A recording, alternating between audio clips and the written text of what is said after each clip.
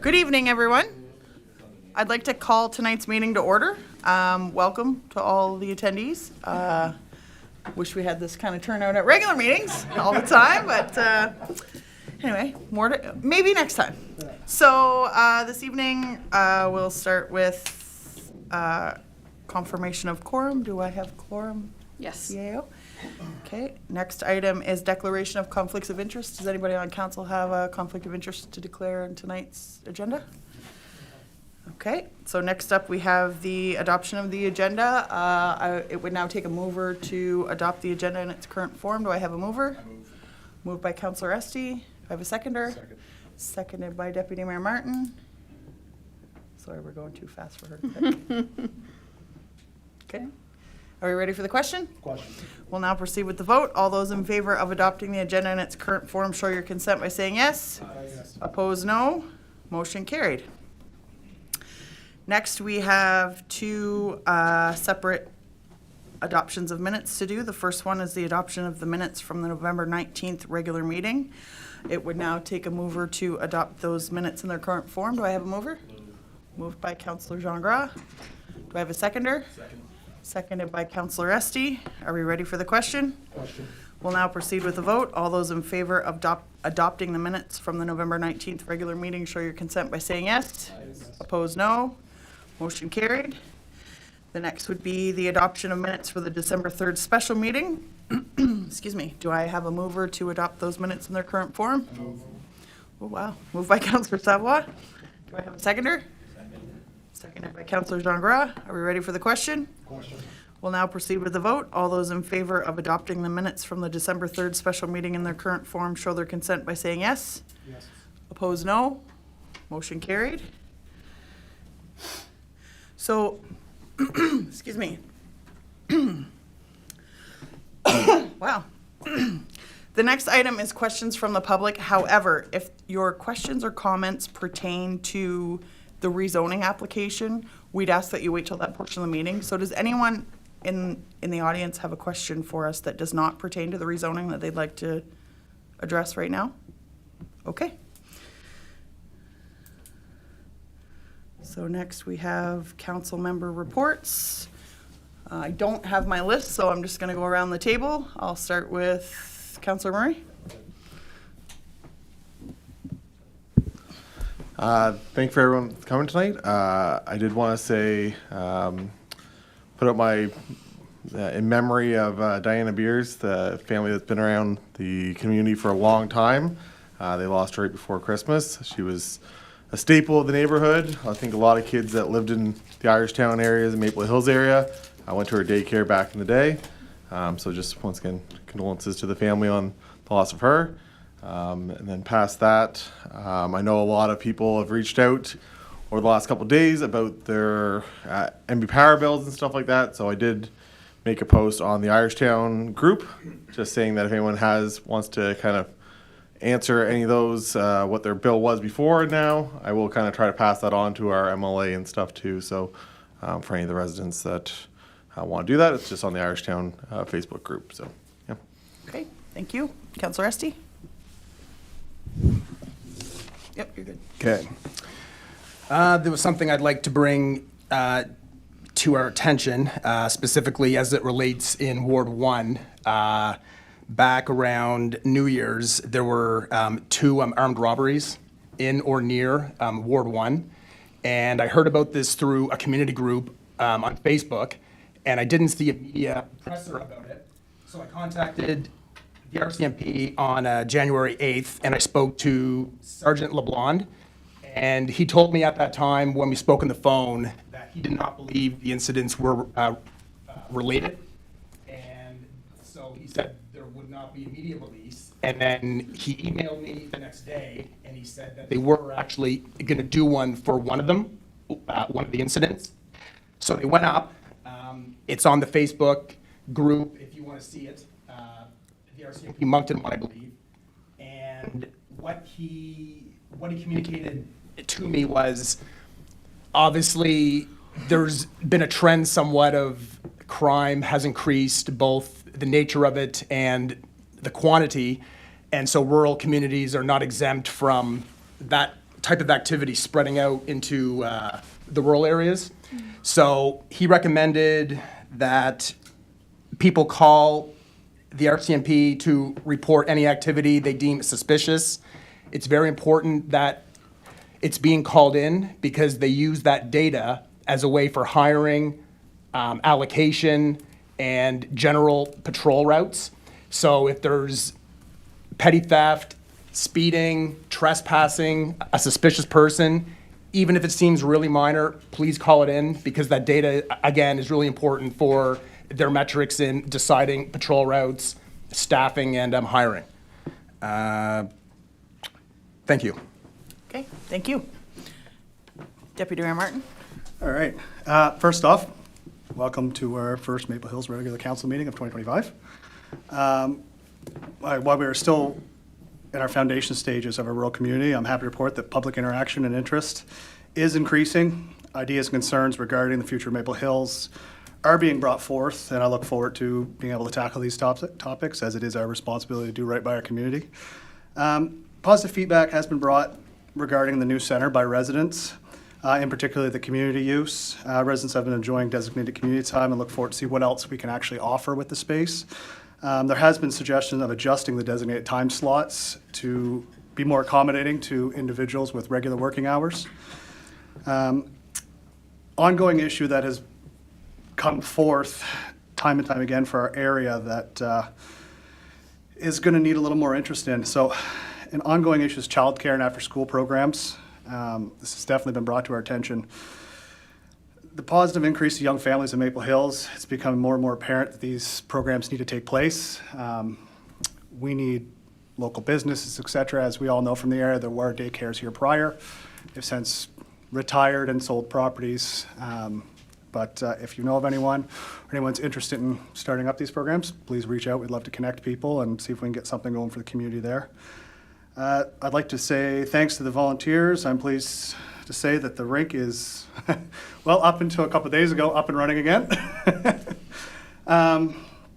It's been enjoyed by members of the community of all ages. We've had elderly people out there skating when the short span it was open that haven't skated for a long time. I'd like to thank those who've donated not only their time but also their money. So it does cost a fair bit to keep that going. So big thank you to those individuals. And if you'd like to volunteer, you can reach out to myself or any current volunteers or our Facebook page, which is Irishtown Maple Hills Ice Rink. In echoing Mark, echoing Mark and continue, it's a recommendation from the RCMP. Remind residents to report any crimes that are also non-emergency crimes. You can contact our local depot is out of Riverview. They have the number there. You can also go online. There's different avenues, so you don't always have to call 911. Even if it's something that you know an officer isn't going to be able to do anything about, as Councillor Esty mentioned, it becomes statistics for our area, and they are a statistically run organization. I'd like to remind everyone of the implementation and changes to our waste collection in Maple Hills. Oh, I'll just let them in. Did it lock? I think it did lock. That doesn't seem like it. No. Beginning the week of February 3rd, the new pickup day will be Thursday for all residents of Maple Hills. There's been some confusion. People ask there are certain areas, so that's all of Maple Hills. In addition to this, you are now going to be allowed one large item, whether it's an appliance, furniture, et cetera, as opposed to having twice a year cleanup, like your spring cleanup and your fall cleanup, et cetera. Keeping in mind that it can take up to 24 hours for the large items to be collected.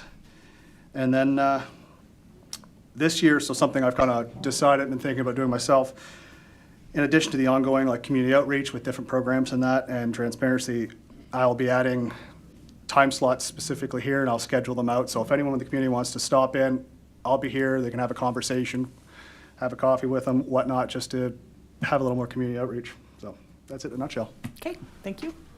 Councillor Jagra?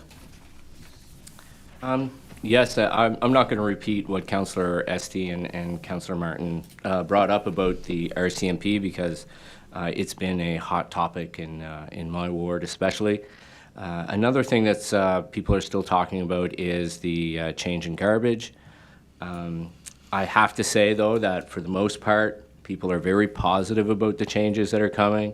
A lot of folks recognize that the new distributor is a professional company and that, you know, they provide top-notch service. So that's good news, and I'm glad we moved forward in that way.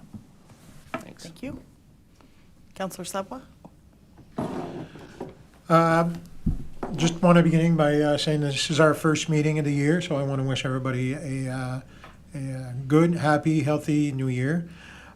Here's a few things I personally would like to bring forward this year. We have a parcel of land that's owned by the municipality in Lakeville, close to Lakeside Estates. I would like to see the need, what we could do to put that piece of land to good use.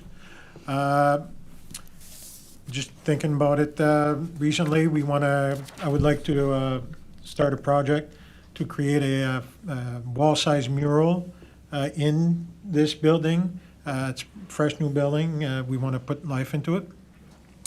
And also, we are currently working on our strategic planning. I want to make sure that we put emphasis on recreational infrastructures. That's it. Okay, thank you. I will try not to repeat some of, excuse me, some of what you heard, the hazards of going last. Being as this is our first meeting this year, I'm going to give an update from the Service Commission. So first off, our decision to opt into the PPE program has netted Maple Hills $22,889.04 at $80 a ton for the blue bags in member reimbursement for the 8 months we were part of the program last year. I suspect that with some education that Eco 360 plans to share in the future and the potential for sorting changes allowing additional items to go in the blue garbage that they're currently looking at, our blue volume will increase, so we should see higher returns in the future. There was also resolutions to transfer some pretty solid amounts into the operating reserves. I didn't list all the amounts and all the different reserves that we transferred to. I just wanted to note this so that we're aware that our Service Commission's in decent shape, financial shape in general. I know there's been a little bit of negativity in the media about some of the others, so I just wanted to let everyone know that ours is in very good shape. Some of the transfers came from budgets from departments that are of the new mandated services. We had to predict the budget amounts for the fiscal year last year, and we obviously weren't 100% sure, but we were careful and we did not spend any more than we needed to on the services, so we had some money to put back.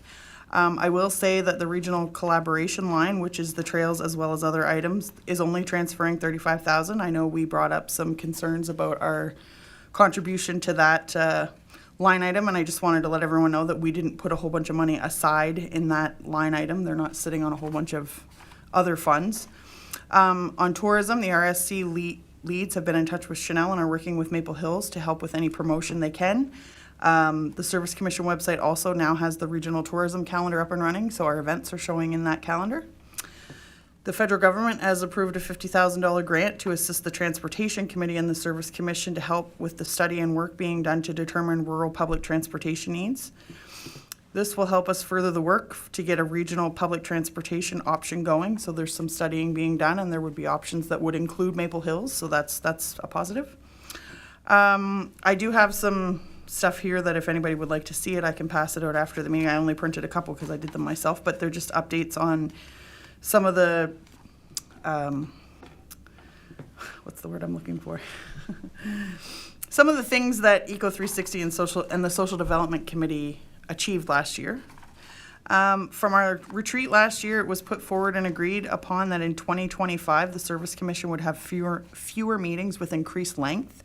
Instead of meeting monthly and often only having a short meeting, we will have full agendas and meet less frequently. This will save the RSC money and expenses and allow for more productive meetings.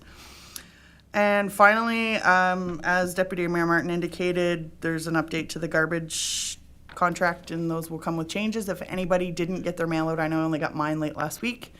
If anybody didn't get their mail out, let us know or get a hold of the Service Commission. We can share the information with you. It is on our Facebook page. It's on the website too as well, yep. The app, the Eco360 app will be updated. They've delayed updating. I've had that asked of me quite a bit. Are they going to update the app? They've waited because the changes haven't come into effect, so they don't want to create confusion by saying the information too soon. And as Deputy Mayor Martin said, our clear pickup will include a bulky item. And we also had another mail out go out that from Eco360 that in April, August, and December, Maple Hills will host a mobile Eco Depot here in the parking lot. So if you don't access the app, it's a great idea to do so. But I think, as Councillor Jean Grass said, that we will see positive results in the changes, and it was cheaper. So that's great. All right. So on to bylaws, motions, and resolutions. And the first item is the rezoning application. If it's okay, Madam Mayor, I'm just gonna, just for the record, February 3rd is the date that Eco360 is updating the mobile app as well as the calendar online. So with Maple Hills residents, your waste will be picked up on February 6th. The calendar will only be updated on February 3rd. So February 6th, you're gonna have it's gonna be, I believe, a clear and green on the 6th. So having said that, we'll move on to the first item on our agenda is a rezoning application for Saffron Drive. I would like to welcome Sam Charand from Plan 360. He's going to go over a little bit of a presentation. Chanel's going to have it up on the screen so that we can follow along. Perfect. So Hannah, before Sam starts, do you want to just walk everyone in the room through how we are going to Sure. proceed so that everybody understands? So Sam's going to go through the application. It gives a little bit of background on the process. And then the applicant is here this evening. He'll have a chance to address council. And then there were some folks that had sent in letters. Those people will be able to have a chance to ask questions or comments. And then if there's anybody that hasn't had a chance to send in a letter, we'll take comments, questions on just following the people that had sent in letters. And then council will have their opportunity to ask questions and comments. That's how we're proceeding this evening. Yeah, are we not reading the letters? We have, in Sam's presentation, he has a recap of what the letters entail. Okay. There were a couple of letters received after this, but I think we can get a pretty general, we can sort of capture what those letters said. Okay. Yeah. Okay. Thank you. Perfect. There you go. Okay, Take the floor, Sam. awesome. Thank you, Mayor and Council. Yeah, I'll try to summarize what was said in the letters broadly in the presentation, and then I guess just for the benefit of everyone, Mayor and Council have also received the letters, so they should have had a chance to review them before the meeting. But yeah, if you want to start the presentation, advance the next slide. This is a rezoning proposal for a change to the zoning from the residential zone to the rural area zone. And the intention of the change would be to allow a motor vehicle repair and inspection shop. Next slide, please. So a couple slides here just to show you the location of the application. I'm sure many of you are familiar, but broadly speaking, in Irish Town, and if you advance the next slide, this is kind of the little residential node where Mr. Mark Bastrash's property is located. And that is a kind of more blown up aerial imagery of the property. So you can see Saffron Drive on the top of the property with Jovial behind, and existing house and garage on the property. So next slide. This is a map of the zoning of the area. So that yellow color is the residential zoning, and it kind of matches most of that residential node. And then it's a bit hard to see on the slide, but I guess that kind of green or gray color at the top of the screen is the rural area zoning outside of this more dense area. Next slide. So the land use in this area is regulated by the Westmoreland Albert Rural Plan. And I'll walk through a couple definitions that are in the bylaw that are important for why we're here today. So the bylaw does define home occupations, home-based businesses, and home industries. So those are three different terms, and the home occupation is basically the most broad term. So both a home-based business and a home industry are a type of home occupation. And then the bylaw specifies that home-based businesses are businesses that happen entirely within a dwelling, so within a house, and home industries happen within an accessory building, so inside a garage in this case. Home occupations, there's also there's those ABC 3 standards, but they generally need to meet in the bylaw. So the first one being that it's secondary to the main residential use.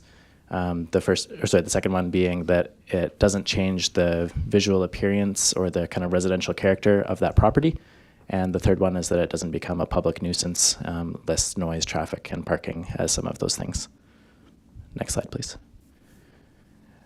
And then further within the bylaw, there's another section that talks about home industries specifically and lists these 3 things that home industries need to do to be appropriate. So these are kind of the zoning standards that are meant to regulate home industries and make sure that they're compatible with the uses around them. The first one is that the accessory buildings aren't happening in the front yard. So there's a specified distance, a front yard setback, that those can't happen in. They also need to be set back at least 10 meters from the property lines of the abutting neighboring properties. And then the building itself can only be 160 square meters in area. That section of the bylaw also is explicit in saying that a vehicle repair shop can be considered a home industry, so we know clearly which of those categories the vehicle repair shop falls under. It's definitely a home industry. Next slide, please. So finally, getting to the point here, the residential zone and the rural area zone in the rural plan are almost identical. They allow a lot of the same uses in terms of the residential component. Where they differ is the rural area zone is more permissive for other types of land uses, so it will allow agriculture, for example, but also specifically allows the home industry use opposed to the home-based business in the residential zone. So if you want to have a home occupation in the residential zone, it needs to be within your house. In the rural area zone, it can be in an accessory building. Next slide, please. So that's kind of the prescriptive part of the bylaw where it talks about the actual zoning standards and what's permitted on a lot-by-lot basis. In terms of policy, this is meant to guide council on a more broad scale. There is a policy that essentially, it's a policy to recognize established residential nodes and zone them as residential. And then it's a policy that residential developments are kind of clumped together and separated from those other land uses that might cause conflicts. So that is the reason why we have this clumping of houses in that residential area and is all zoned R. It's because of this policy in the rural plan. Okay, next slide. So getting onto the actual proposal from the applicant, it might be a little bit difficult to see from the back of the room, so I'll try to describe to the best of my abilities here what's on the screen. It's a site plan of the proposal, so there's an existing house at the front of the lot and an existing garage towards the rear. There'll be some photos later on the next few slides, so you'll be able to see this more clearly, but the business is proposed within the existing garage. And then there's also another additional accessory building on the property, which is located closer to the road. And there would be some parking proposed behind that accessory building, which is kind of shielded from the view of the road. I did highlight the setback from the existing garage to the abutting property line there. 24 feet is the measurement, which is about 7.3 meters. The bylaw would require that it would be 10 meters away if the home industry use was permitted in the zone, which it is not as of today. So that was one variance that was flagged that would be required as part of this rezoning. On the right-hand side is just a floor plan, I guess, of the garage, of what would be there. So basically just a big open building with vehicle lifts inside for the operation of the business. Okay, next slide.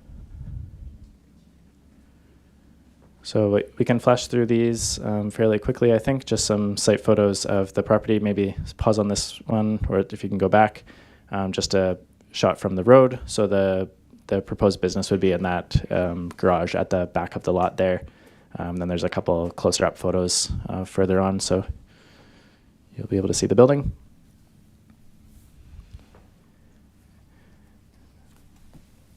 And that would be the area for the parking. So that existing shed is between the road and that parking area, and most of the vehicles are parked there. There was one other parking stall marked on the site plan, but the majority of the parking will be provided in that area. Okay, next slide. So should council choose to pass this bylaw, there are additional conditions that would be imposed on the use of the land, and I've just summarized them here. They're written more thoroughly in more legal descriptive language in the actual bylaw, but they can be summarized as saying that it will limit the use of the residential of the residential zone to those uses that are already allowed in the residential zone, plus a home industry use, which would be the vehicle repair garage. Another condition would be required to account for that setback that I mentioned earlier. So we'd have to reduce the setback line from 10 meters to 7.31 meters. There would also be a condition that the trees that you saw on the site plan between the garage and the neighboring property would have to be maintained, and future development would have to be in conformity with the site plan. Essentially what that means is if there was a future expansion or change to the business that came at a later time, they would have to come to us, and if it was different from the site plan that we saw and what exists on the lot today, they would require an additional approval from council. So essentially makes it difficult for what's there to change in the future. Okay, next slide. So part of this process, we reached out to provincial departments who may have relevant feedback on the application. Some of those departments were the surface water branch, water quality, the authorizations branch, environmental impact assessment, transportation and infrastructure. So they were contacted, and none of these departments raised any concerns. The opposite, they reviewed the application and there was no issues. Bayville staff were also contacted and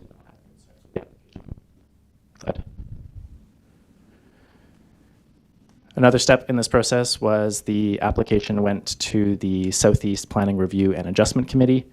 Apologize, it looks like the font is a little bit hard to read there, so I'll try to read it out. But the Southeast Planning Review and Adjustment Committee recommends to the Municipality of Maple Hills that bylaw number 21 WAP 069 MH03, which proposes to rezone the property known as PID 70550934, 153 Saffron Drive, be denied approval because the request is not within the intent of the Westmoreland Albert Rural Plan to create designated residential nodes.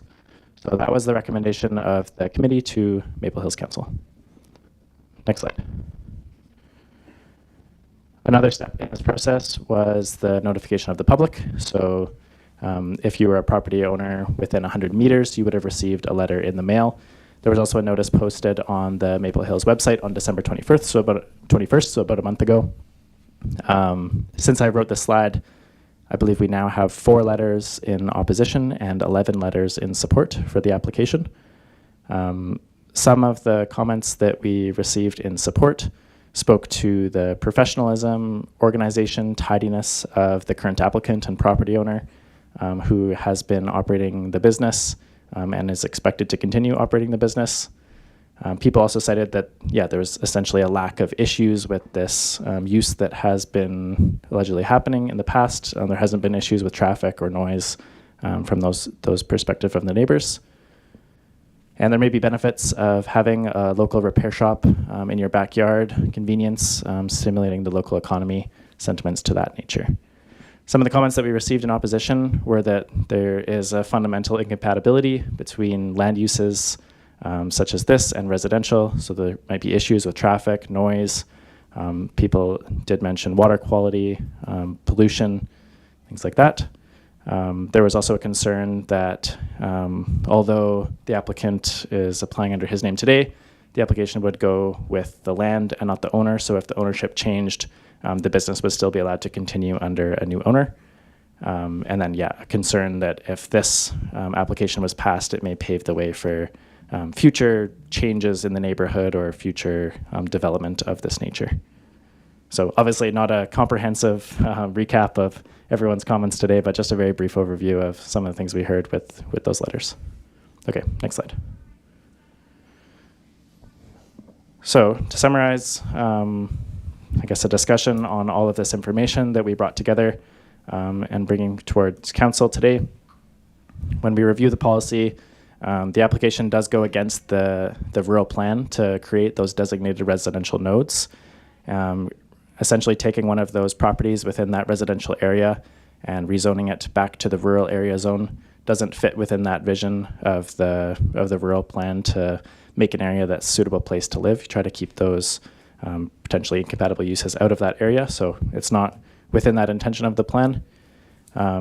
And from a planning perspective, the plan has also spoken to what types of commercial activities would be appropriate next to residential uses. So it's specifically gone out of its way to define those different types of home occupations and weigh in that home-based businesses would be appropriate in residential areas, but not home industries. So it seems that doing this rezoning also goes against that intention. And then, the proposal also doesn't meet the standards of the home industry zone, so it would require that variance, which might indicate that it wouldn't be appropriate even if it was allowed. And finally, just overall, I guess this rezoning could create a situation where uses that are generally incompatible with residential uses could be permitted within a residential area. Okay, next slide. So just a recap of the process. This item was brought to council on November 5th. The Planning Review and Adjustment Committee made their recommendation in December. We're now here at the public hearing, and the final reading of the bylaw will happen in the February meeting. Okay, I think there's one more slide. So just one more slide to say that the Community Planning Act requires council to hold this public hearing that's happening today and give folks an opportunity to speak for or against the proposed changes and for those comments to be heard by council. So this is kind of the last step of our legislative requirements for this process, and the public notification requirements have been fulfilled. Okay, thank you. Okay. Perfect, thank you. So the applicant's here this evening. Do you have anything that you wanted to add for the benefit of council to have all information to make their decision?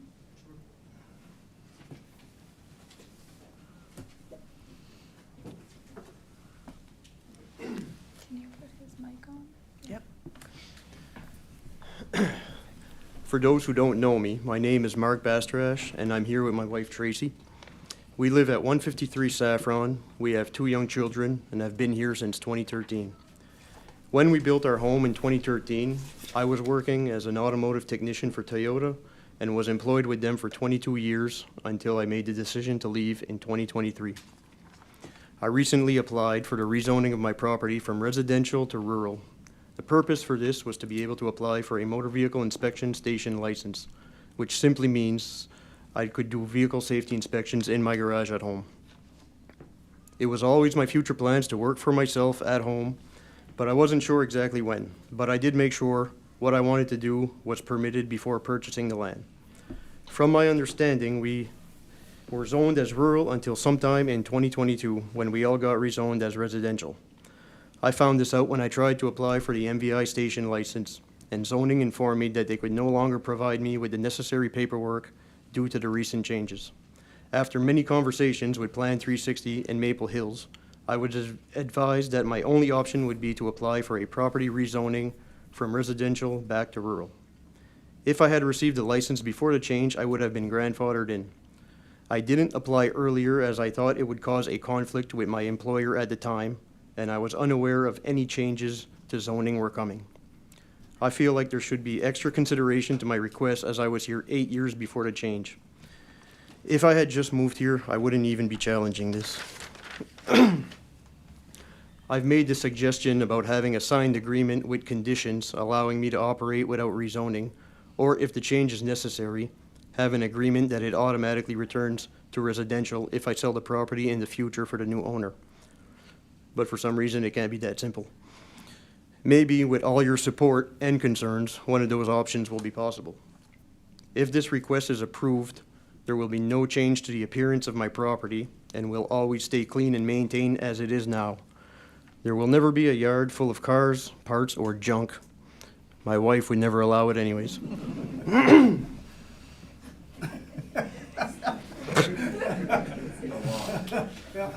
That deserves a... I'm sorry, I don't want to interrupt you. Can someone just check it? Look, it sounds like somebody was wiggling that doorknob. There's no more chairs. Well, we're not going to tell them they can't come in, though. Okay. Listen, that's the first time we've had this problem. Sorry, Mark. I'm almost done. Take your time. I work by appointment only and never have more than 3 vehicles here at a time to be worked on. I also have no intention of ever having any kind of business sign on the property. All used oil, coolant, and other fluids get collected in sealed pails, which are then stored in a separate building and then brought to Eco 360 for recycling and disposal. All used plastic containers are fully drained, capped, and sealed, stored separately and recycled. No oil or other contaminants go into the environment.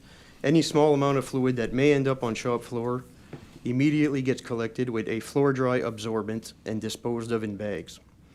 I am someone who respects environmental policies and regulations. I have a lot of pride in my work and my property. I can't believe anyone thinks I would do anything to contaminate my own property and my family's drinking water, or anyone else's. Last page. As for scrap metal, old parts, all of it goes in a trailer hidden from street view and then brought to metal recycling facilities regularly. None gets stored on the ground. There will not be any used tires laying around the property. I am not going to be doing tires and buying tire machines and balancers. I did tires for over 20 years at my previous job. Trust me, that was enough. The goal for me is simply to be self-employed, work on cars for myself, by myself, in my garage with the doors closed, make a living, and hopefully provide a service that people in the area will benefit from. One of the first questions people ask me is, can you do safety inspections? Which is why I'm going through all of this. I have received an overwhelming amount of compliments about my work and my property over the past 2 weeks. Clearly, I have a lot of people who support me, and I'm willing to bet that those who don't probably knew nothing about me until now, even though I've been working on cars in my garage for quite some time. Thank you to all who support me in this, and for those who don't, hopefully after this meeting, you will have a better idea of who I am and how I work. Thank you, Mark. That's all.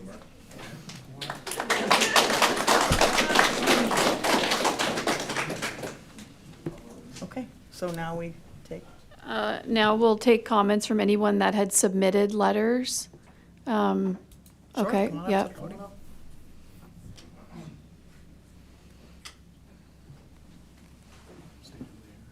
Yeah, if you could just give us your name and maybe, Yeah, definitely. you don't have to Okay. give us your address, but do I No live? problem, I can Do I give you live close address. to Okay. Mark or do I live I'm a in new town? person here, okay, just moved in several months ago. So my property directly actually touches adjacent to his property. It's 107 Jovial Drive, and my backyard actually goes to his backyard, okay? So I'm really concerned. I'm against this proposal to change because it will open the Pandora box, okay? So everyone, man, it's funny, but it's not, okay? I have experience in a water supply and Excuse me, distribution excuse for 10 me, years. excuse me, could you address council, yes, please? excuse me, I'm too emotional. No, that's okay, but can you Yeah. address council? Thanks. And all these No, dangerous, sir, hazardous. can you address yes, council? hazardous Okay. goods eventually will go into the groundwater, okay? Whatever you do. Actually, when we had in November, we had actually, what is it, rainfalls. So what I was going around my property and I've seen some traces of the oil products in the stream, okay? So I didn't have a phone with me, on me. So I went over there, but it disappeared. I don't have evidence, but I saw some rainbow film in the water. Okay, I didn't know about this business. I just discovered that I actually bought the house next to the repair shop. I don't want it, okay? So parking lot will be just adjacent to my backyard. I have children as well, so I don't want children be around that parking spot. Just a second. So we've got bylaws, and this person was, okay, he was working and doing it illegally, and city actually failed to discover it, to address the issue. And I believe that this person is good, family is good, okay, but I don't trade my children well-being for the somebody's actually shop, repair shop. So this shop will be dealing with gasoline, okay, coolants, all stuff, all chemicals, actual dangerous chemicals, fumes as well. So just can you imagine the regular day of the repair shop? So client will come to his shop, and then there will be pre-test.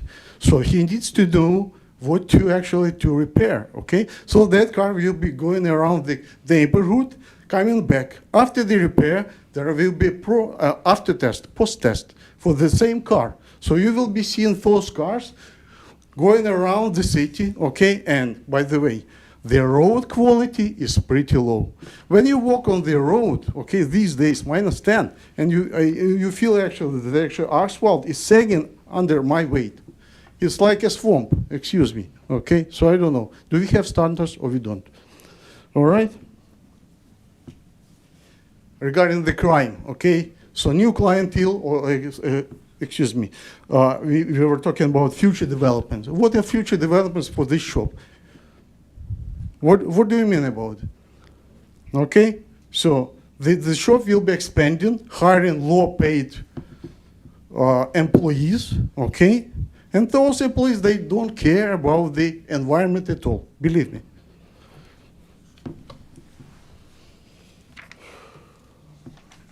And this neighborhood is known for, it's like a child-friendly neighborhood. You see actual children on the road every day. You want actual traffic to increase, to actually endanger the life of children there? No, you don't want it. Real estate prices, okay? If somebody actually discovers, for example, I'm going to sell my house, if that shop will be actually open there. So my price for my house will go down. It's plummet, definitely, okay? You've got some people who work in the real estate. So these houses around, if actual buyers know about the stigma in the area, that you have that repair shop, you have noise, everything, the prices will plummet, definitely, okay? Who is going to recover those prices? That differential? If you would like actually to open the shop, there's plenty of land, spots around the city, you can actually buy it for cheap. Okay, if you would like to know, I'll provide you, at least we have 5 parcels. Address council. Excuse me, 5 parcels. Actually, it's going to be auction very soon, okay? You've got 5 parcels around the city, just next to the highway, 115. You can buy it, okay, for cheap. I understand that there were expectations, but what about neighbors?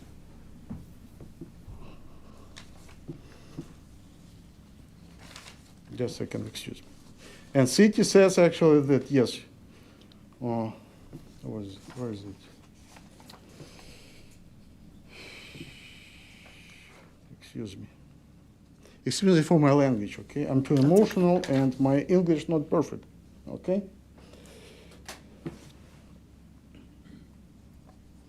And what happens if this person who owns the shop going to sell it? We have issues as well. We all actually signed actually restrictive covenants. So what's right now? So law-abiding people actually forced to actually to I don't know.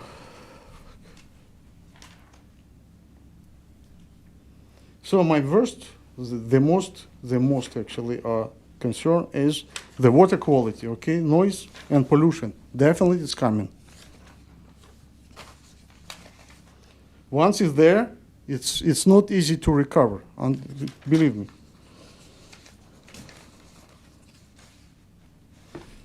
I don't know, okay, look. Business was operating illegally, okay, and there will be a reward if you actually approve this actually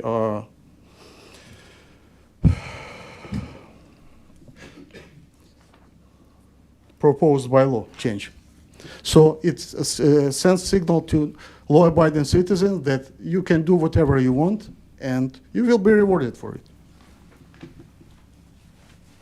And other will be opening businesses as well. What if I actually want to open the wheat shop, okay, and I will actually give 5% donation to kids in this neighborhood? What do you think about it? Is good or not? It will be quiet, nice, but man, you don't want it, okay?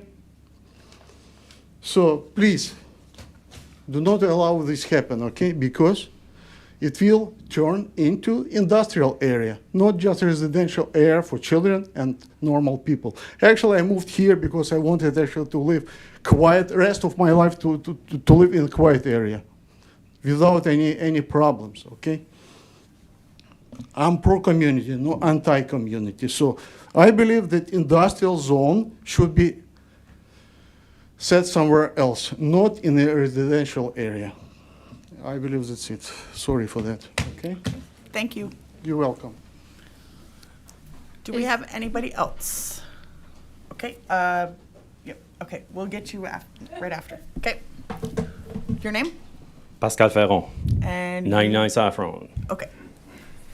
Hello everyone, bonsoir. J'avais ça dans les deux langues, mais je vais juste le faire en anglais pour tout le monde aujourd'hui. My letter was bilingual. And then I sent more stuff also to say it. I could have sent all this too. But. So I'd like to point out that the Department of Transportation did not have any concerns with Monk's proposal. Neither did Environment New Brunswick. Also, someone with water supply knowledge would easily understand that the clay soil coverage and depth reported by the geologists in the region, they prevent major environmental concerns on this property. All right? Mock's small rural family business is of very light industrial use, based on all the great feedback and recommendations received from the neighborhood. His historical use and positive support should be highly considered in this application. All right? The subdivision was designed as an RA zone, using those criteria. I was involved at that time, I know. I was criticizing the developments at that time, so I know. The zoning was changed to R without any rationale, considering the original design of the neighborhood, a design that is recent and relevant. Basically, when local government decided to incorporate the rural community, the zoning was changed from RA to R. Why? The rural plan did not change, so why change the zoning? Some small wording changed, but that's it. Again, the design of the subdivisions was done using the RA conditions. I know I was involved, so why was it changed to R? If Mock would have applied before 2022, when we were all zoned RA, everything would have gone smoothly. Now, everything's complicated. Did you all notice the lot behind his owner, across the street, is zoned RA? It's not very far. It's not part of the cluster. That's a new term, by the way. I don't know who came up with it, but there is no clear rationale to this, and I would suggest it goes against the remainder of the rural plan as a whole, if you read from sections 1 to 5. If Mock's shop was in an attached garage, would it fall under a home business? Who knows? It's not described in the plan. Therefore, be allowed to be in a current R zone? If so, isn't it all a waste of time and money for everyone involved? The fee charged to Mock was $1,500. We need to support small business run by diligent and hardworking and respectful neighbors. 99 Saffron Drive, our property, I'm not going to say my property because my better one would kill me, is zoned, has been grandfathered with an approved farm license for livestock. We have ducks and peacocks. Even though we're zoned R. Did anyone know? Finally, I, Pascal Ferron, respectfully ask the elected council to support Mark's request for all the reasons above, with the 4 conditions highlighted in Sam's very detailed presentation earlier. And I suggest to all in attendance in support to stand up and clearly state their support as well. Merci. Thank you. Thank you.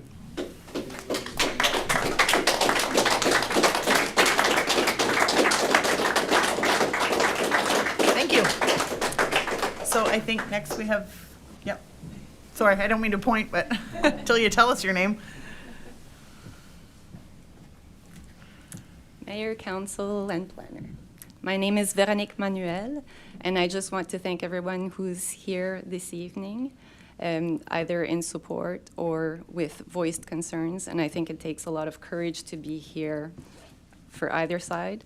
And it's very important to stand up for what you believe in, no matter what it is. And it's equally as important to keep an open mind until well-informed. We're all here for the same reason. We all have good intentions for our community. I didn't send my letter because I procrastinate, so I'll just read it right now. So this is in regard to the rezoning of the property. Having lived across the road from this property and the owners for 11 years, I can attest to their integrity, respectful nature, generosity, and most importantly, valuable part of our community. We fully support the rezoning from residential to rural area because we have absolute trust in the owners. We know they want the same as the rest of the residents in this area, a safe, quiet, clean, and friendly environment for families. We know they keep their property clean and tidy. The vehicle repair shop provides a local service that is very much appreciated by many who know him, and now he's going to get a lot of publicity for more. Our community will only gain from the rezoning of this property.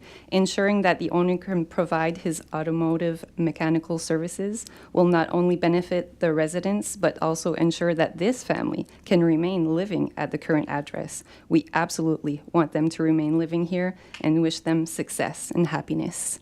Thank you for your consideration. Thank you.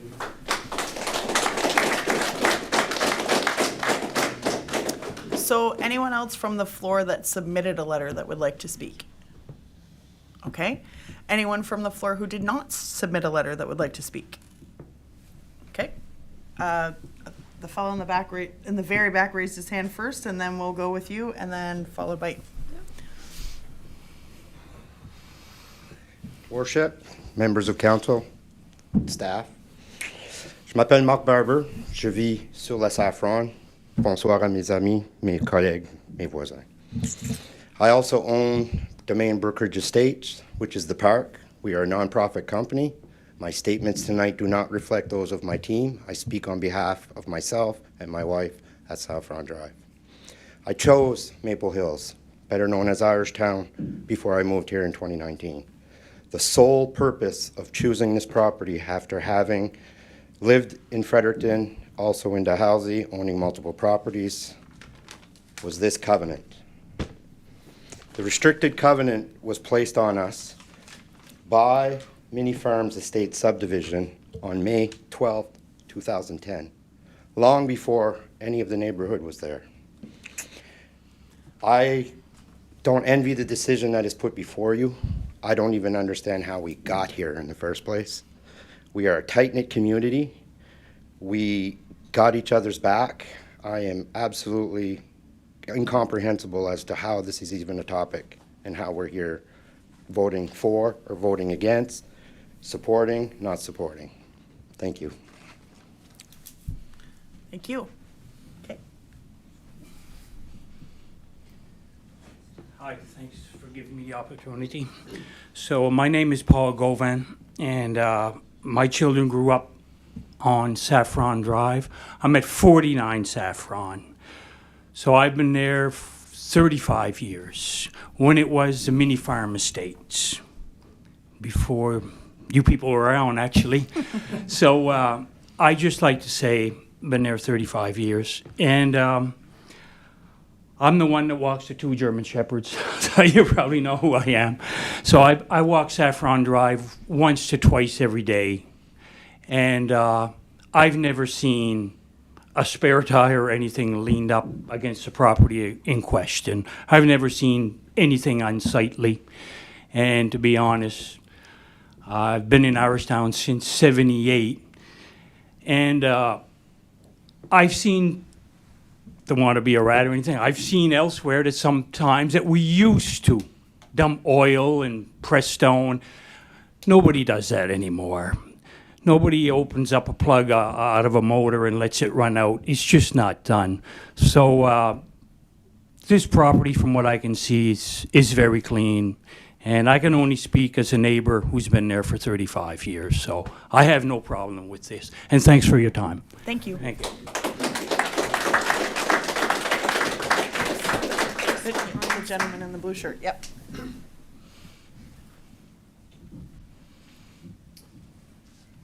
Good evening, everyone. I'm Bruce Keddy. I'm at 51 Jose Drive. My home is one of the ones that appears on the rezoning map here within 100 meters.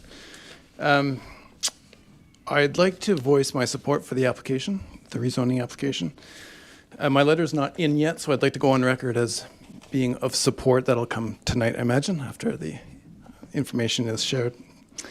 I've already benefited from Mr. Bastarash's services. They've been a great convenience to me. I know they've been a great convenience to other members of our neighborhood. It's a real benefit. And that's given me a chance to see the inside of his shop as well, inspect how he works. So I'd like to ask council to consider from a process standpoint. Some of us have had a chance to witness how clean and tidy things are there.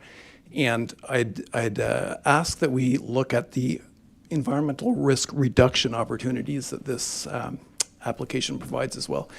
Many of us change our oil in our own driveways, and I'm happy that we don't have to do that anymore. We have a nearby facility which will be regulated and inspected, and we don't have to make that decision to take care of our own oil changes and whatnot, which is probably a greater risk to the environment. I'd also ask to consider other nearby risks and the level of risk that this application does not provide. We're surrounded by farms that spray pesticides and herbicides and fungicides and other sorts of activity that's not regulated.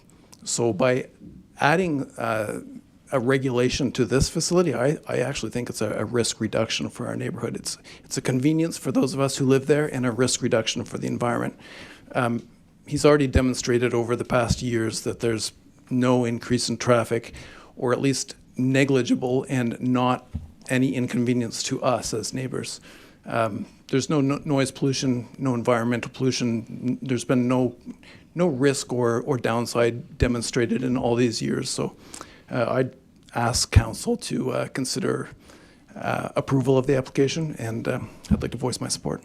Thank you. Thank you.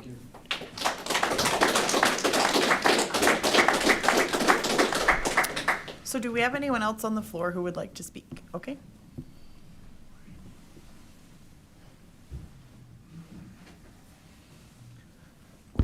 So I don't necessarily want to do this. Oh, sorry, can we get your name? Marco Doucette, 121 Saffron. Okay. And I don't necessarily want to do this, just I've known Mark for X amount of years. And I don't think I need to speak to his character because, I mean, just look into it a little bit and you'll see that not only is he a great guy, great dad, great father, the whole shebang, but I'd like to address some of the concerns that I have questions with tonight in regards to what was brought up. So I have him on the phone if you give me a second. Sure. I saw some of the things that were done by the report of Sam, I believe. By the way, Marco. The incompatibility, I'll get it, of land use such as traffic, noise, water, and pollution.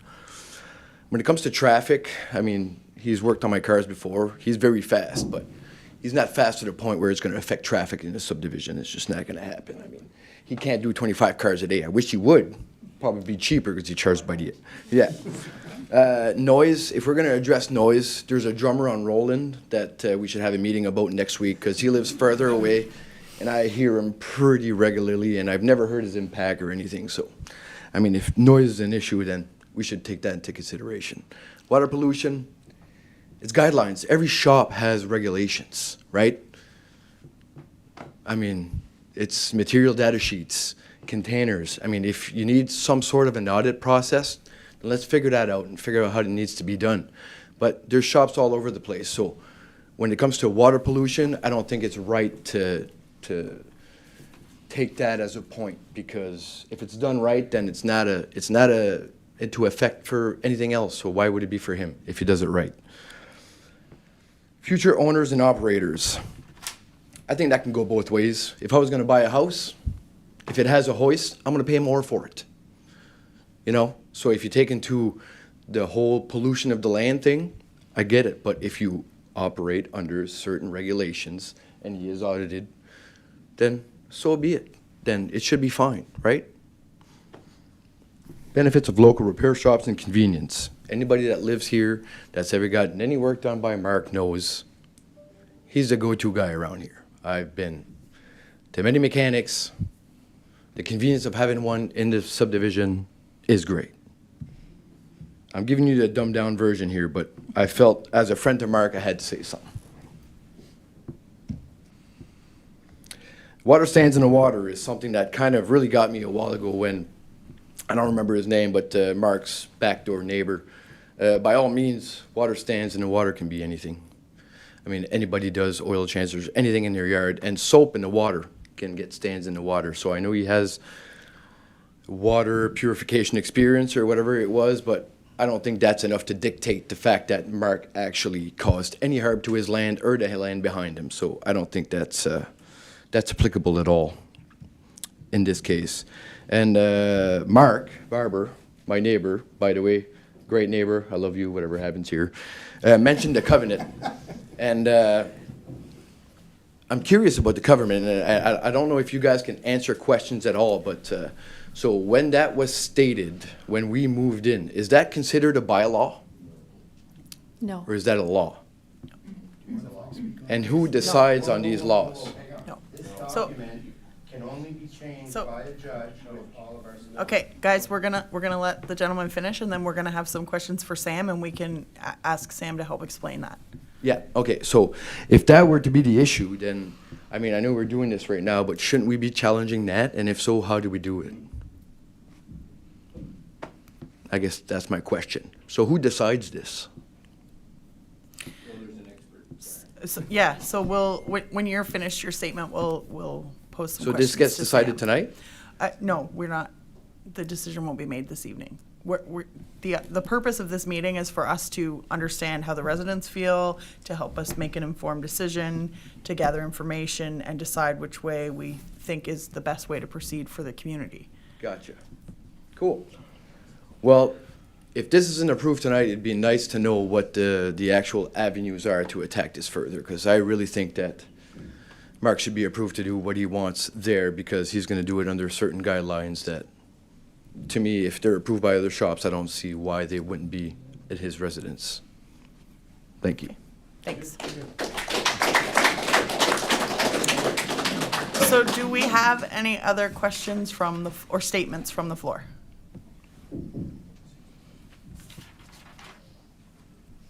Hello, everyone. My name is Tracy, and I live at 153 Saffron Drive with Mark. I just wanted to talk about all the policies we've seen in the beginning. I work with policies at my job all the time. I know how they work, and they're there for set rules to be followed so things can work properly. But I also know when we talk to the right people, the people in charge that are informed of the situation, that those policies can be changed regardless of the situation. So please take that in consideration, and I thank you, everyone, for your support. Thank you. Thank you. There was the gentleman in the back, yeah, gentleman in the back, yeah. Again, sorry I'm pointing, I just don't know how else to get you up here. Hi, everyone. My name is Joshua Landry. I'm actually the direct neighbor from Mark, 147 Saffron Drive. So I heard some complaints about noise and traffic, and I'd be one to attest that that's not the case at all. I've been his neighbor since I moved there in 2015 in January. I met Mark while I was building in 2014, 2013, just planning and whatnot. And I didn't even know he was running a shop, to be honest with you. My wife spends the summer outside at the pool. I've never heard a complaint about noise whatsoever. And, you know, he's been operating for I don't know how long now, but that has not been a concern at all. Same thing with traffic. I actually see a little bit of the neighborhood, or his property, I guess, but there's enough trees and behind. I know we talked about the 10-meter line, 7.5 there. I can see where that is. It's a bit narrower, but it's no concern for me. So I just kind of wanted to throw my support there to Mark and throw it out there, because I know some of those concerns were raised, and I wanted to attest towards those. So, okay. Thanks, everyone. Thanks.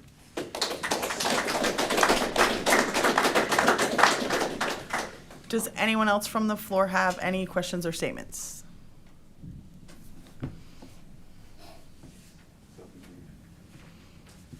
Hi, my name is Kevin Lozier, and I live at 120 Jovial Drive. I'll make it, I guess, a bit brief, but I am in support of the application. I've used Mark's services in the past. One thing I'd like to highlight is that most people, as was previously stated, didn't even know there was a shop there. People that live in the neighborhood, right? So I've known some of my own friends that have utilized his service that had no idea he was there, right? Another thing I'd like to point out credential-wise is, as he mentioned, he had a long career at Toyota, where there was only 2 Toyota master mechanics. He was one of them. I do know who the other one is. So that kind of speaks to his credential after being there for a long time. As far as traffic and other concerns that were brought up there, and I understand for some people that might be new to the area, and this paper, you might expect the worst, but some of these people might have not been aware that these activities are already occurring, right, and that nothing will change. The only thing he's asking is to be able to do inspections, right? It won't change really the work that's being done there to any extent, in my opinion, there, right? And I know there was concerns about tires or anything like that, and currently he doesn't have a tire machine. As far as chemicals being released, there's no floor drain in the garage or anything like that. So yeah, and as many people have mentioned, I think it brings a good service into our subdivision, right? That's convenient. Being the owner of a Toyota vehicle, it's very comforting to be able to bring it for somebody that worked there for so long. So yes, I do hope that that's all taken into consideration regarding even some of the negative points there. Thank you. Thanks. Anybody else from the floor that wishes to speak? Okay, so as I said, this is let's call it a fact-finding mission for council. This is our opportunity to find out how the residents feel, hear the recommendations of the Plan 360, ask questions. So we'll have Sam come up and council is going to ask questions. I ask that the floor not holler out to Sam. We need to maintain order. We could be here all night if everybody just starts shouting and hollering. We'll try to get as many answers based on, I see some of us took notes. Hopefully any questions you might have will get answered through us. If not, please feel free to reach out to us afterwards. We can certainly ask more questions of Sam before we proceed at a later date. But again, to maintain a level of decorum, we can't have yelling from the floor.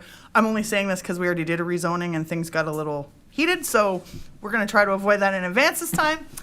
So Sam, if you want to come back up, I'll let council ask any questions they have. I have a few, so if they don't get answered through the other guys, I'll have a turn, I guess.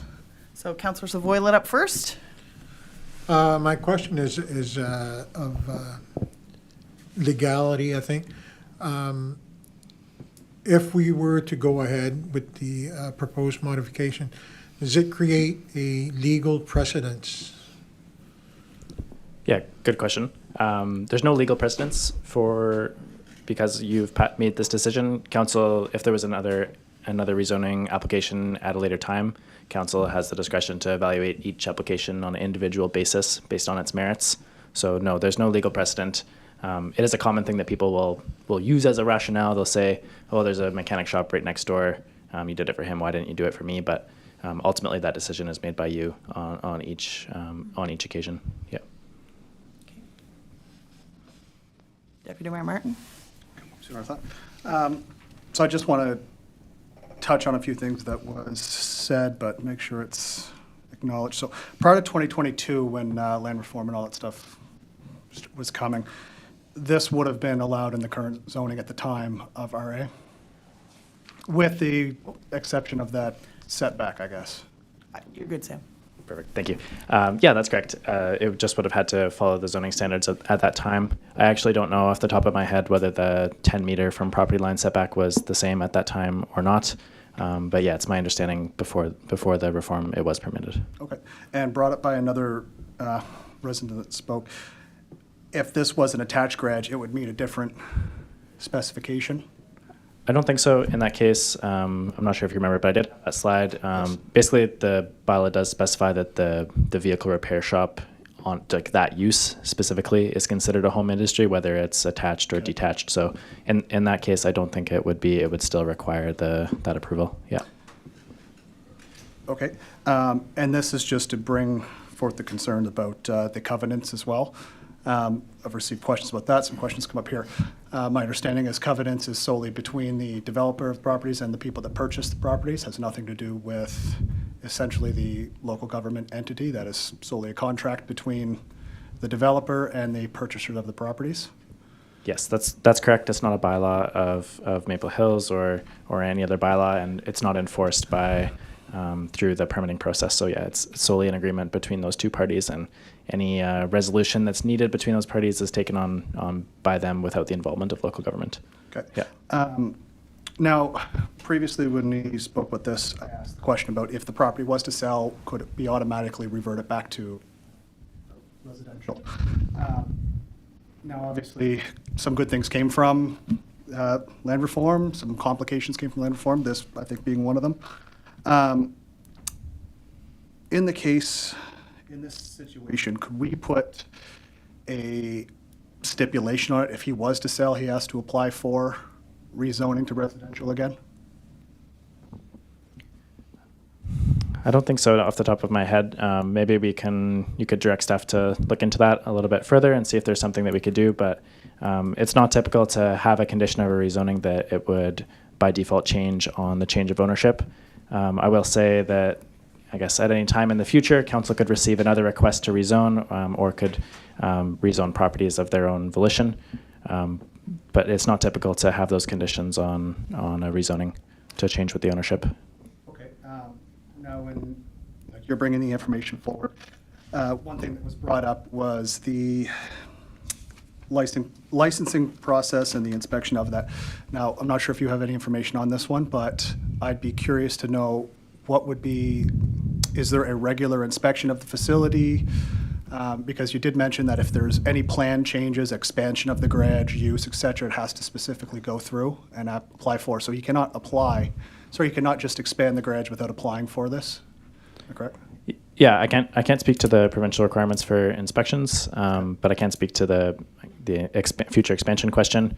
Yeah, any building or structure in Maple Hills would need a development permit or a building permit, and that comes through us. So that would be the case where he would be, or the owner would be required to get a building or development permit, and we would look at that site plan and say, is this the same, yes or no? And if it's not, then we would need to amend that site plan, which would come back to council. Okay. Yeah. And then essentially putting conditions on this in the forward if it was to move forward. I know with other business opportunities, there are a lot at, say, so many vehicles on the property at the time for the business. In this case here, looking at the photos, it seems like the vehicles that would be on the premises would be hidden from the street, essentially. Would we be able to put an allotment stating that there can only be 3 vehicles, say, at a time through the business?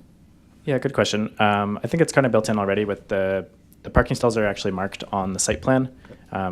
They have dimensions in the bylaw, and they're marked on the plan with dimensions, and there's a number of them. So if you were to read the bylaws down to the letter of the law, he would only be able to have so many vehicles as fills those parking stalls. I will say that realistically, from an enforcement point of view, it becomes very difficult. It's probably quite unrealistic we would receive, I guess, to give more background on the complaint process, our office would receive a complaint via a letter. Somebody would come to the site to inspect it. That might happen sometime in the next week. As long as folks aren't too busy, they'd get out there, take some site photos, and if there was a vehicle parked where it wasn't, then we would issue a letter to the owner asking them to move the vehicle. If they didn't resolve that within a certain amount of time, we'd come back for another visit. If the vehicle's still there, we can issue another letter. So you can see how it's quite easy at that time just to move the vehicle and kind of the whole thing disappears. So challenging to enforce, but technically that requirement that you're asking for is already built into the conditions. Perfect. Yeah. Now, one last question as far as... We're going to hold you to that. That's fair. I know I talk a lot. Yeah, I'm kind of known for it. Well, you threw me off here now. Okay, so one concern that has come up a couple times here is the thought or the possibility of buildup of material, whether it's car parts, et cetera. You mentioned that this would not be the case. Would we be eligible to put something in there that there's no storage essentially of excess parts or et cetera on exterior of the property, or? Yeah, outdoor storage of materials, potentially. It's something that is sometimes spoken to in bylaws. We could look into it. I will say that if Yeah, again, it might just be something that's challenging to enforce, but there's probably a condition that could be added. Yeah, maybe we can investigate further and come up with something that's agreeable to the parties. Yeah. Thank you very much. Okay. Councilor Murray, I did next in queue, guys. My question is just, have you ever seen, I guess, in like a scenario like this, and maybe you haven't, where somebody got an exception for like staying as the R designation for zoning, but was allowed to operate a motor vehicle shop without having to rezone it, essentially, to have one singular, RA inside a giant R zoning type of thing. So. Just to clarify, so just an exception for a shop in a residential area. Without the rezoning process? Okay, so in that case, what would be needed would be what would be called a text amendment to the bylaw. So we would have to change the actual regulations in the residential zone.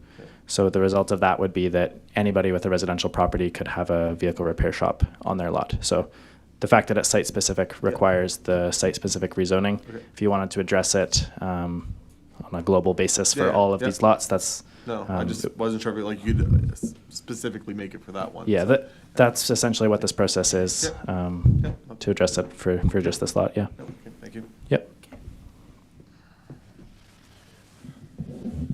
Councilor, Yeah, I think it's me. Sorry.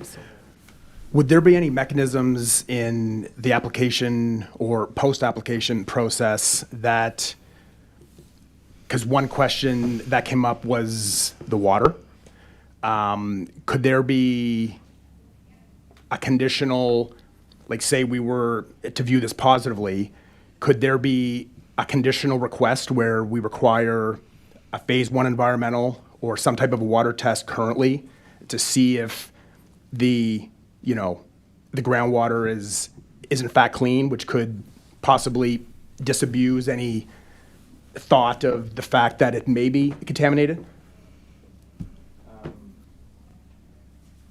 Oh.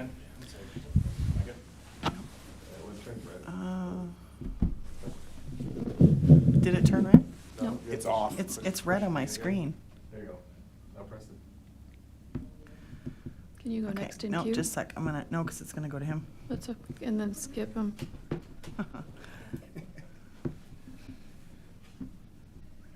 No, it froze. Gotta love your toys. There you go.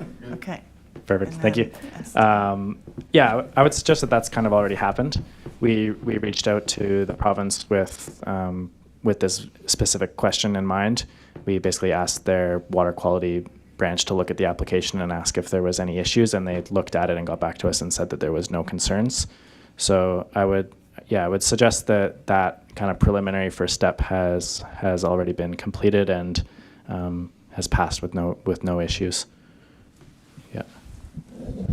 So was that conclusion based on just the written merit of the application, or was there any sense of due diligence in like a, actual way where they went and they tested anything? Right, yeah, I don't think that there was any water test done. I think it was just based on the information that was available at the time. Yeah. Okay, thanks.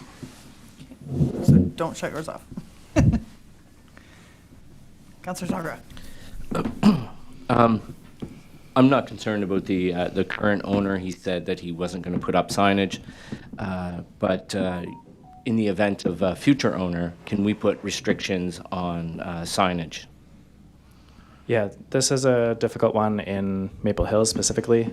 Some municipalities do have regulations around signs, but in the Westmoreland Albert Rural Plan, it's not really addressed. The sign regulations default to the provincial requirements for signs because the roads are provincial. So it is a little bit complicated in the Westmoreland Albert Rural Plan, and I think that might be difficult just because the plan really doesn't address signs in that way. Thank you. Okay.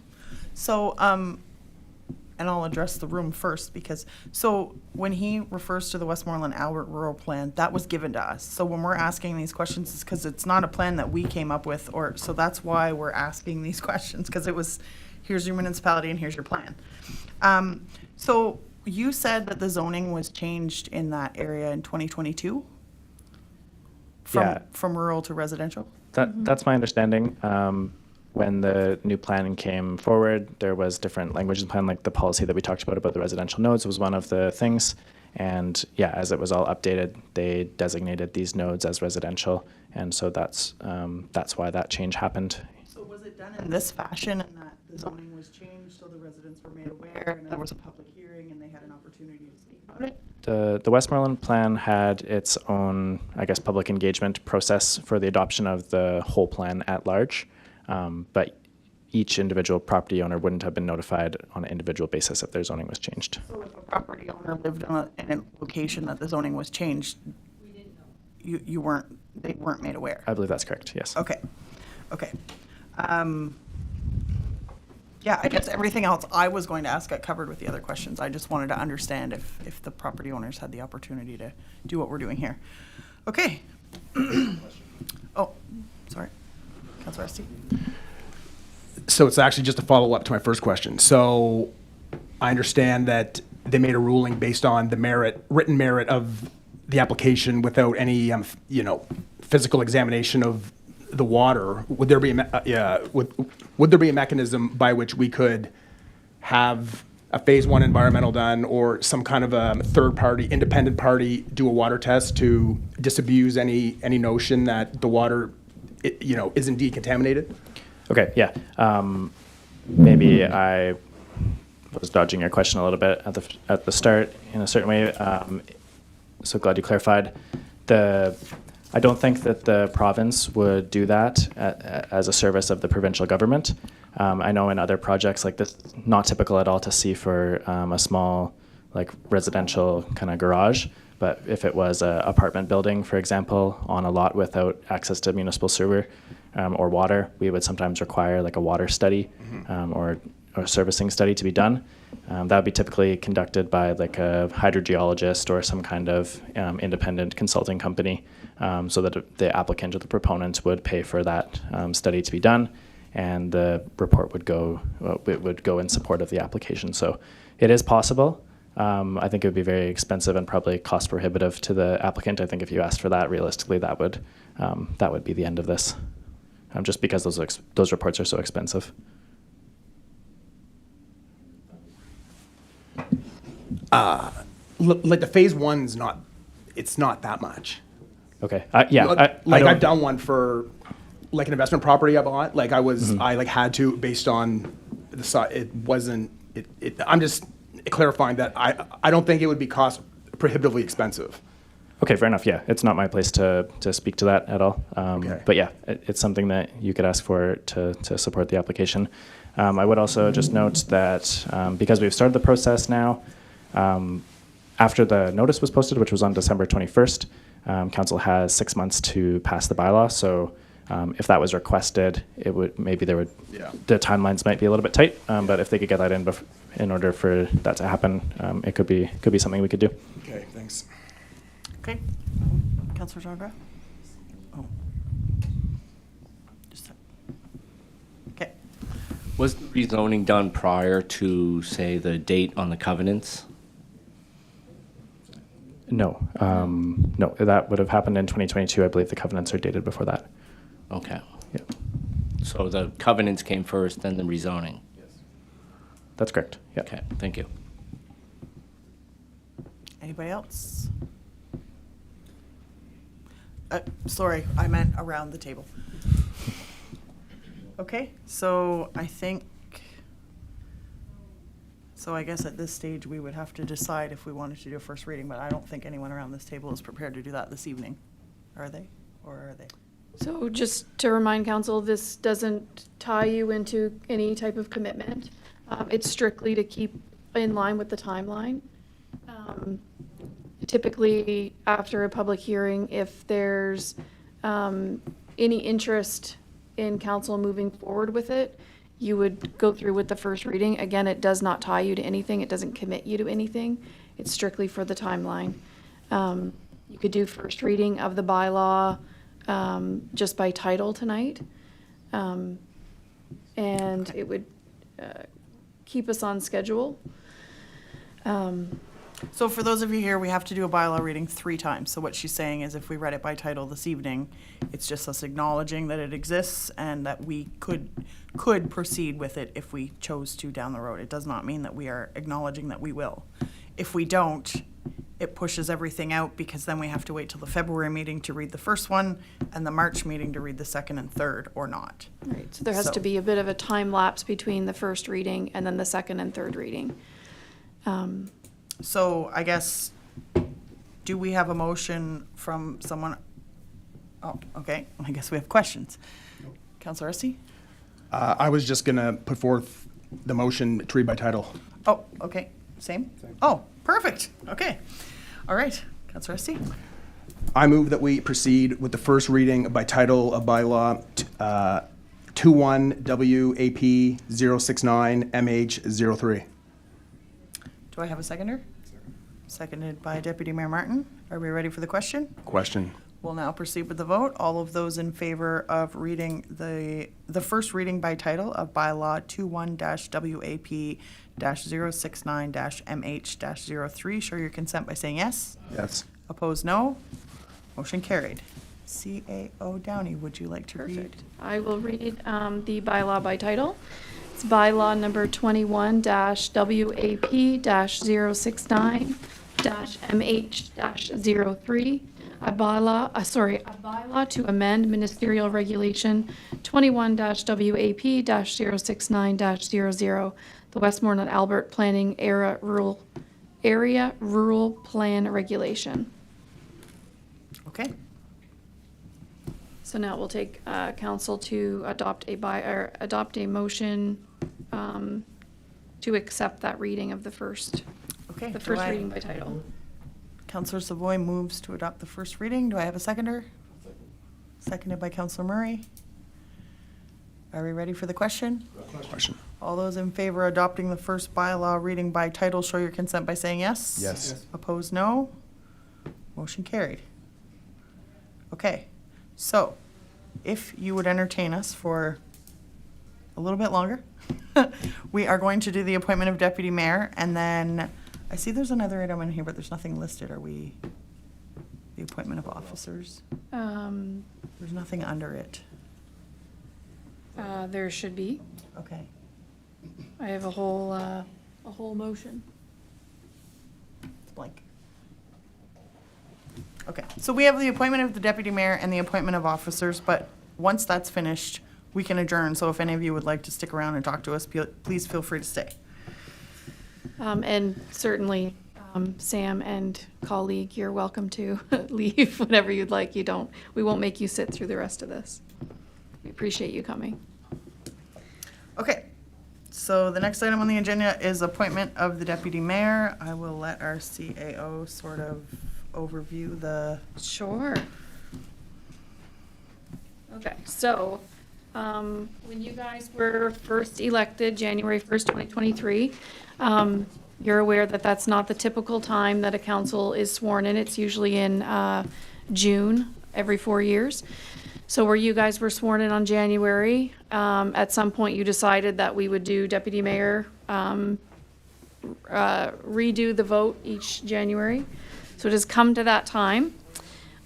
So at the committee of the whole, I let you guys know that this would be happening. So we'll take nominations from the floor tonight if somebody wants to nominate themselves or nominate a fellow councillor. And then leave it up to the mayor of how she would like to do the vote. Okay. So if anybody would like to nominate themselves or nominate another councillor. So do we have any nominations from the floor? Councillor Esty. I'd like to nominate Councillor Gingra. Okay. Do we have any other nominations from the floor?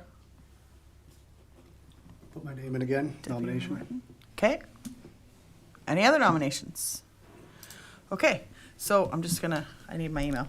Last week, or at our last committee of the whole meeting, we were asked if councillors could submit questions for the candidates to answer prior to voting. I don't know if you received, I only received the 3. I only received, Okay. some today, Okay.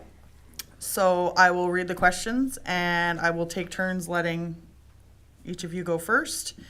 And once the questions are answered, we will proceed with a vote from around the council table. So the first question is, when filling in for the mayor at the Regional Service Commission meetings, how would you approach the vote you are given in the position of the mayor? So we'll start this one with Councillor Jean Gras, and then we'll start the next one with you. Sure. Yep. So I'll start with a bit of an anecdote. Right now, I am filling in for my manager for the last month. She's been away. And my job is to make sure that when she returns, it's as seamless as possible. I'm not there to make radical decisions. I'm not there to change policies. And one other thing is, prior to taking this on, I spoke to a number of different people. I spoke to Eve, especially our former CAO, and he always told me, go back to the legislation. And so when I look at the Local Government Reform Act, it talks about the deputy mayor sitting as an alternate for the mayor. And it says the deputy mayor is to serve for the mayor of the local government. So again, in much the same way that I am sitting in for my manager, it's about making it so that when the mayor returns, it's as seamless as possible. You're not there to make radical changes. You're not there to change the direction of the RSC. You're there to just serve for the mayor. It's not about, you're not there to act as the mayor. You're not there to act as a councillor. You're there to serve for the mayor. And so that would dictate how I would vote at the RSC. Okay, thank you. Deputy Mayor Martin. So in how I would vote and my thought process going into it as currently sitting as deputy mayor is very simple. When a vote comes up at the Service Commission, it affects everyone, mayor, council, residents. Ultimately, council represents the residents. We are responsible for the residents. Mayor speaks on our behalf.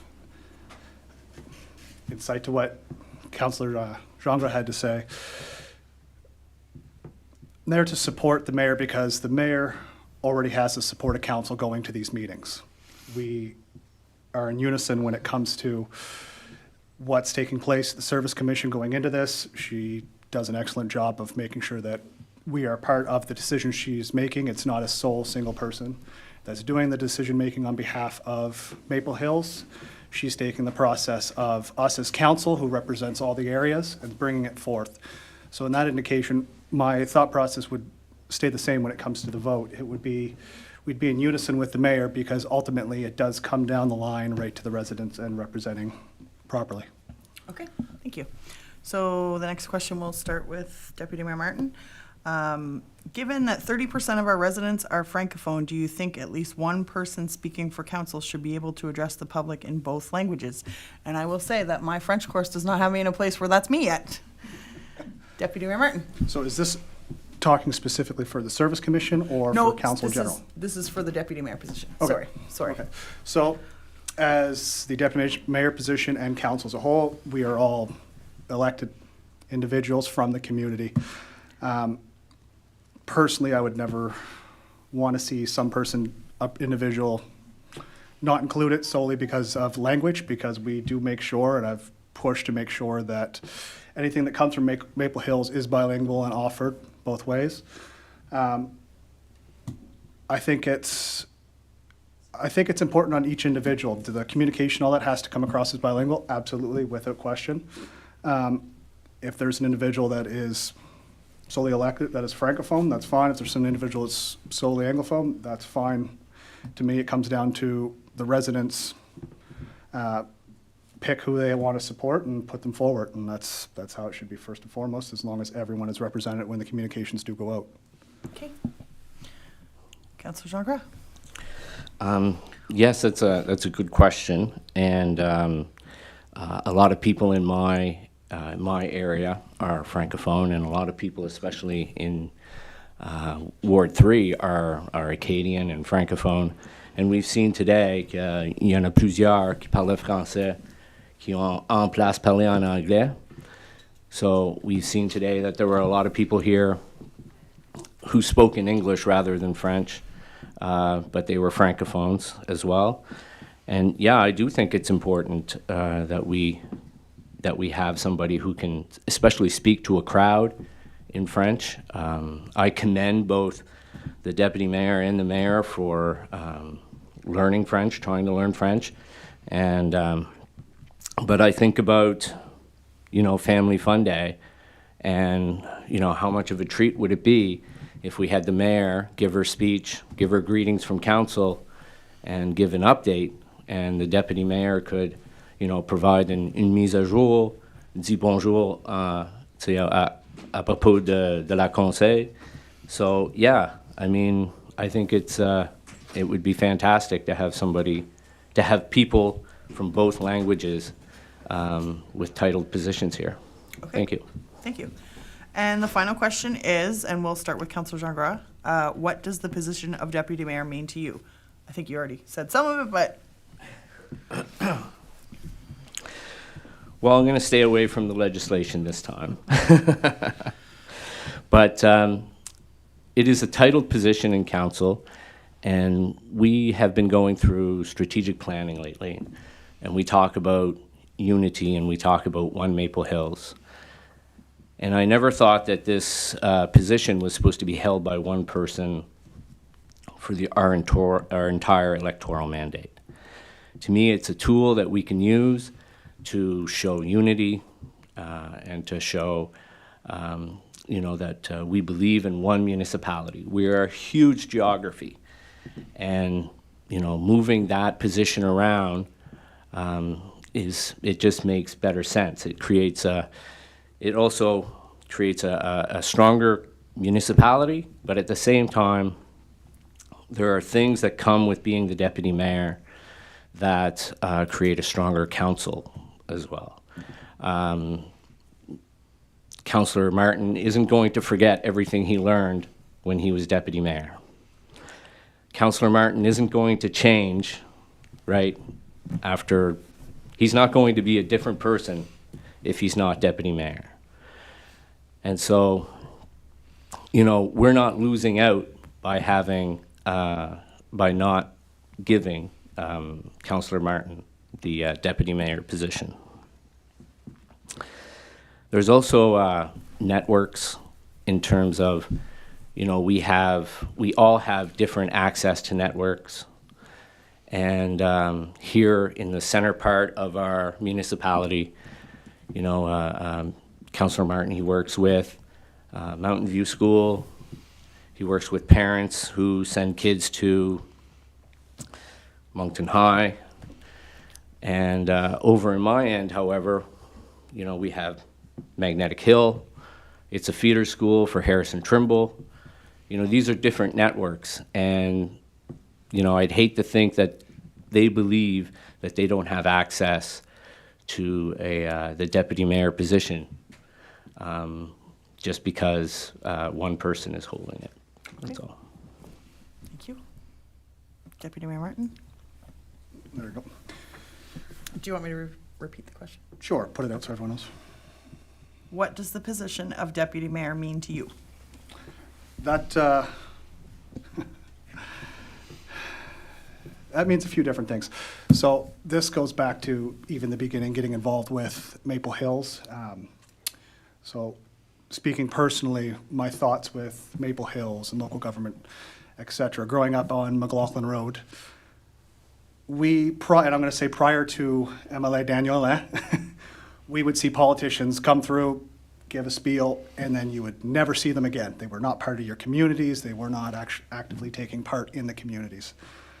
One thing that is an unfortunate part of the council position, but can also be a positive at the same time, is the council position is a position that you can put as minimum amount of time as you want into it, as long as you are there to vote, or you can put as much time as you want into it.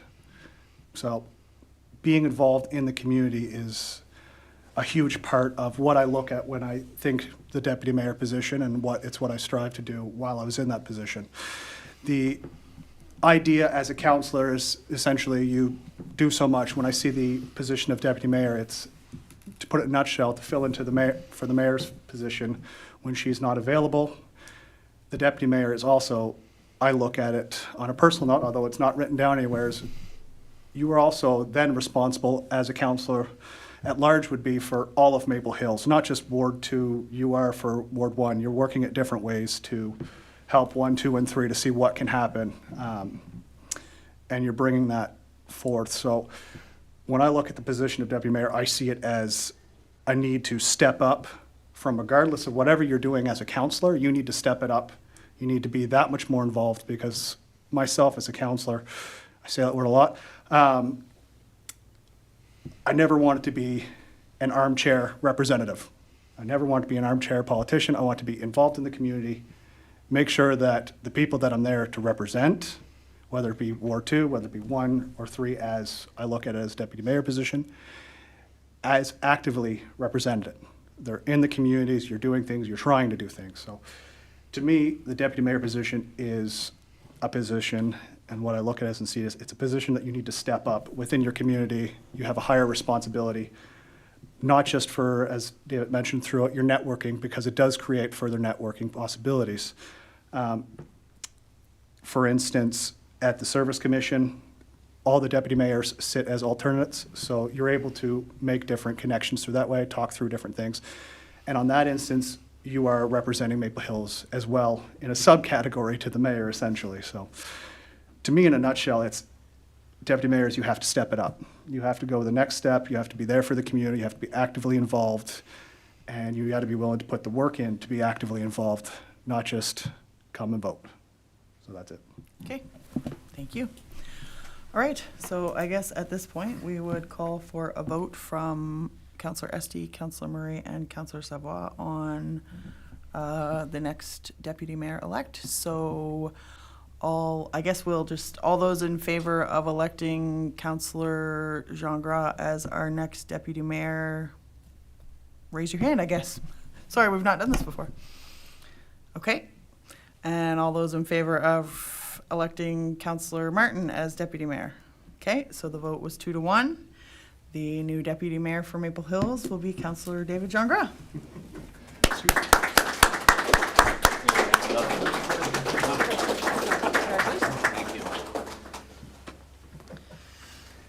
So we'll still get a mover and a seconder. I'll move. Okay, do we have a move to accept the nomination of Councillor Jean Gras as our new deputy mayor? Councillor Martin moves. Do we have a seconder? I'll second. Seconded by Councillor Murray. Are we ready for the question? Question. We'll now proceed with the vote. All those in favor of electing Councillor Jean Gras as our new deputy mayor of Maple Hills, show your consent by saying yes. Yes. Opposed, no. Motion carried. Congratulations. And that is for in the motion, it includes that it's for a period of 1 year, just to clarify. Okay. Yeah. This is, I'm sorry. This is I kind of slipped my mind before, but. Can't change your vote. No. Because we're going in an election in 2026. Would we need an amendment to keep the same deputy mayor That would- for 4 months? That would be a decision we would have to make next January. Do okay, we so stay we- it or we do could- we amend? Okay. Yeah. Okay. Yeah. Okay. So the next item is appointment of officers. And again, I apologize, but mine is completely blank. So you got- surprise us, Hannah. You don't have the motion in there. Okay. Okay. And I just reloaded it. Yeah. Okay. So is that something we could put up on the screen? Yes, no? No. No, so I will read the motion that I'm asking, and then I'll ask council if they would make the motion. So it's whereas section 70, am I on? Yeah. Whereas section 76(2) of the Local Governance Act states that the assistant treasurer has all the powers and duties of the treasurer in his or her absence or disability. Be it resolved that Vanessa Arbo be appointed assistant treasurer for the Maple Hills Rural Community. Be it also resolved that Vanessa Arbo be added as a signing officer on the banking accounts of the rural community. So that's the motion. Okay. Again, it's not the appointment of treasurer just yet, but it's for assistant so that we can have a little bit of a smoother process. When Eve was here, he was the signing officer along with myself, Mayor Warren, and Deputy Mayor Martin. Yep. Yes.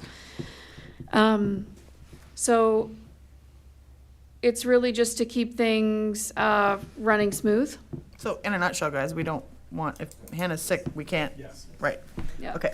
So do we have a mover on this motion? I'll move. Moved by Councillor Esty. Do we have a seconder? Seconded by Councillor Martin. Are we ready for the question? Question. We'll now proceed with the vote. All those in favor of electing Hannah Deputy Treasurer for Maple Hills, show your consent by saying yes. Vanessa. Oh, sorry, Vanessa. I'm so sorry. Yeah, we already did that for Hannah. I'm sorry. Let's try that again. All those in favor of electing Vanessa Arbo as our Deputy Treasurer, show your consent by saying yes. Opposed, no. Motion carried. Okay, and I apologize, I didn't catch the mover and the seconder. Moved by Esty, seconded by Martin.